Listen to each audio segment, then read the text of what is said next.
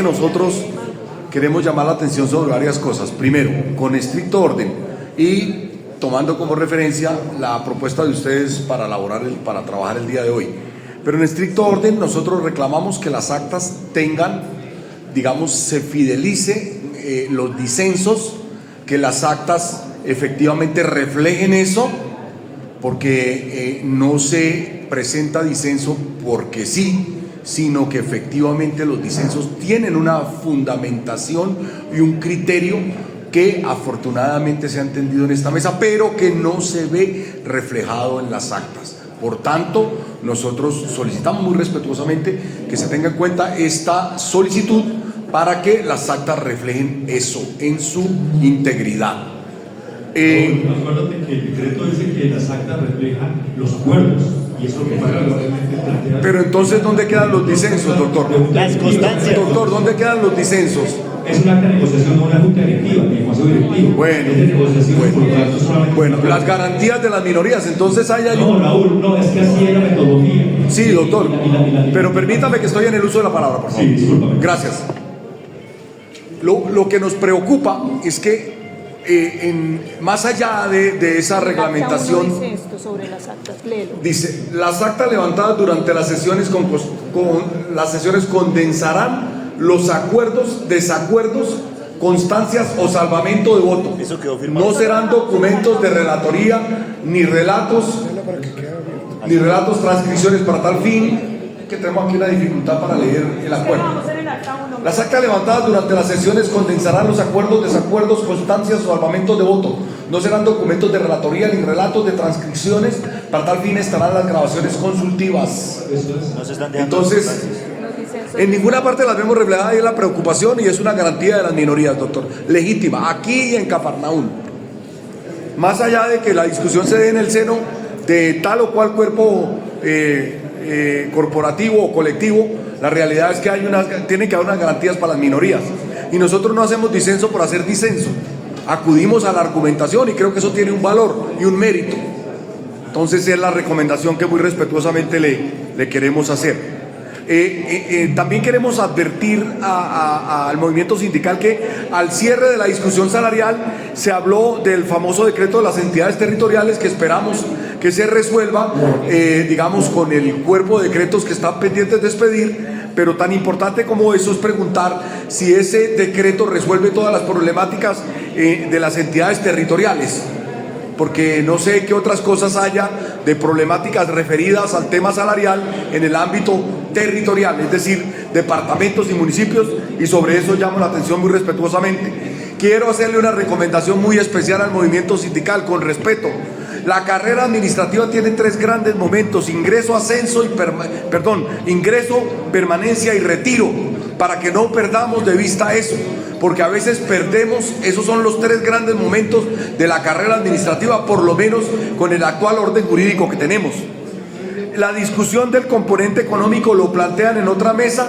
Recomendaríamos entonces que nos permitan, si es en otra mesa técnica, como se está aduciendo aquí, tiene que haber al menos un representante de las organizaciones para discutir eso en esa mesa, y en consecuencia va a ser difícil, junto con el tema de los acuerdos colectivos incumplidos anteriormente, va a ser muy difícil que nosotros a su vez atendamos esta negociación y atendamos esos 2 otros escenarios que surgen ahí. Por tanto, muy respetuosamente solicitamos aclarar eso. Con esta intervención termino mi participación. Gracias.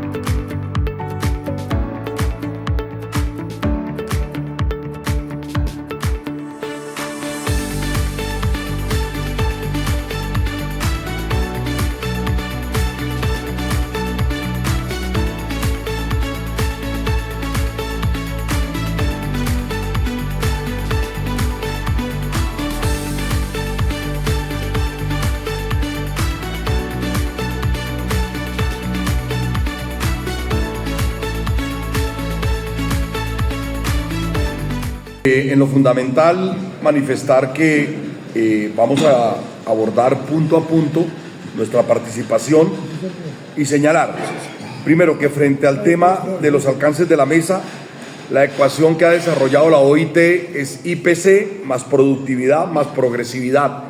Quiero decir, para derivar en la fórmula que va a estudiar y analizar la metodología y los efectos macroeconómicos que permiten obtener mejores condiciones salariales y prestacionales a los empleados públicos del Estado colombiano.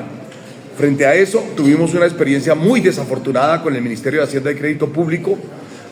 Padecimos la inopia de que no se nos convocaba, de que se nos convocaba meramente para una formalidad.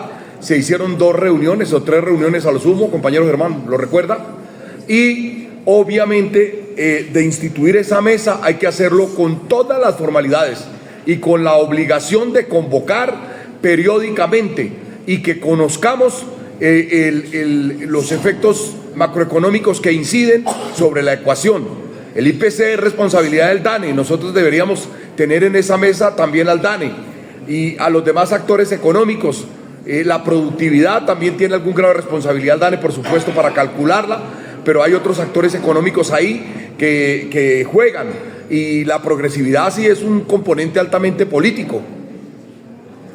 Lo de aquí se expresa de alguna manera en relación con Bogotá, el acuerdo salarial que se hizo, tiene ese componente político.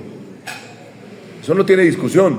Entonces, frente al incremento por bonificación, frente al primer tema, la mesa técnica que va a resolver esa ecuación, me parece que hay que darle más rigor a la redacción, compañeros. No podemos dejar eso suelto, porque si no al final nos convocan cuando quieren, cuando tienen agenda, y ojalá que esa redacción también apunte a que los actores responsables de esas políticas estén presentes en esa mesa, porque si no quedamos hablando solos. Recuerdo las veces que nos atendió la doctora Juanita Villaveses, que andaba muy ocupada y que realmente destinaba 2 o 3 minutos a la mesa, muy complejo. Esta discusión tiene que ser con toda la seriedad del caso. Bien, frente al incremento por bonificación, el efecto fiscal es para el año 2026. Si están ofreciendo el 3 y estamos negociando por 2 años, matemática elemental, ofrézcanos el 6. Porque para este año no tendría ningún efecto este acuerdo.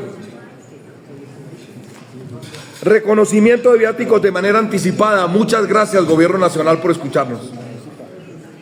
El tema es complejo en algunas entidades y es muy difícil que los empleados públicos que hacen supervisión vial, por ejemplo, resignen dejar de concurrir a las obras, porque tiene unos efectos dramáticos frente a la calidad de los materiales que se usan, la programación de ejecución de obra, etcétera, etcétera.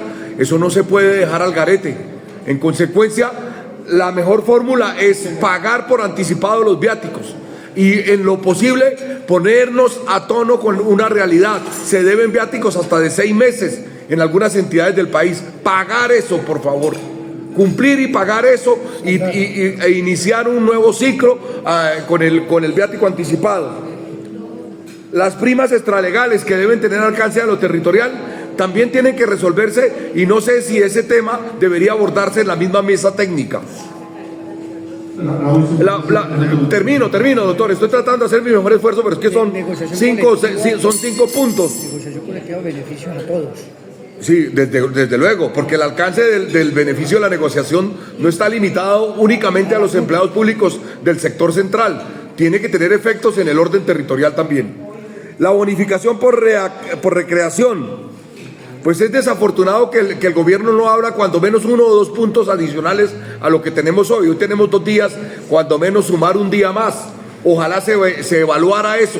Antiguamente, cuando existía Prosocial, que se lo robaron todo, eran 3 días y se le destinaba una cuota de 3 días a Prosocial. Esa entidad se la robaron, para decirlo claramente, y era de los trabajadores. Nosotros la construimos.